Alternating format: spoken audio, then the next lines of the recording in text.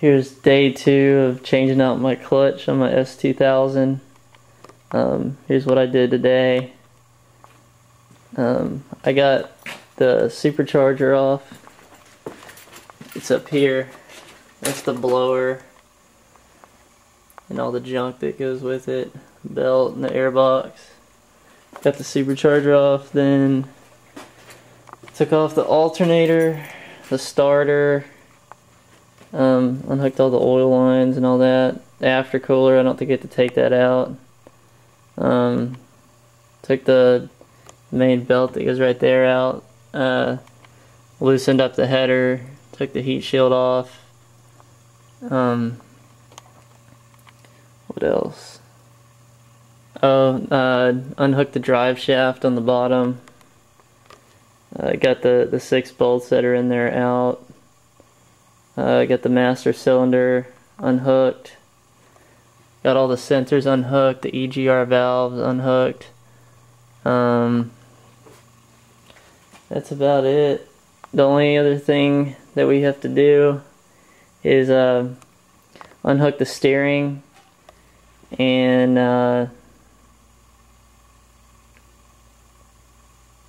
we have to unhook the steering and then take some of these brackets off the bottom and drop the motor and tilt it back a little bit so we can get to the top bolts on the transmission and pull the transmission out, and then put the new clutch in. Then we should pretty much be done. It shouldn't take that long to put it back together. It wasn't as hard as I thought it would be. So here's all the stuff we took out. Center console, shifter, the belt tensioner, alternator, heat shield, catalytic converter, battery shield. It's a bunch of bullshit. It wasn't too bad. I just zip tied everything together so I wouldn't lose it. Like I zip tied the bolts onto what they go into so I can't like lose track of them. I figured that would work better than having a bunch of Ziploc bags. I think this is easier to identify and like grab real quick and know where it goes. And then here's all the bolts that came out of the drive shaft. Those I'm probably gonna replace them because they probably have like a little bit of stretch to them because it's on the drive shaft. So I have to go to Honda and get that. But other than that, it's not too bad. There's where the console, I took it off, and the shifter's gone out of there.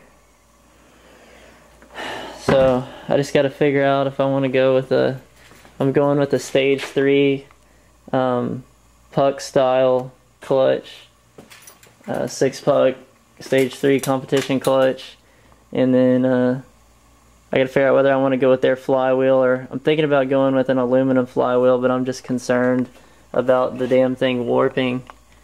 But yeah, if you haven't seen the blower on the Comptech kit, it's pretty fucking big. Like, here's my hand next to it.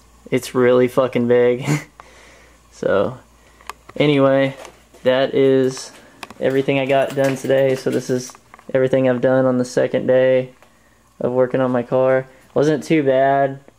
I'm gonna have to get some air tools and shit. Other than that, it's pretty straightforward. This motor is actually pretty simple to navigate around.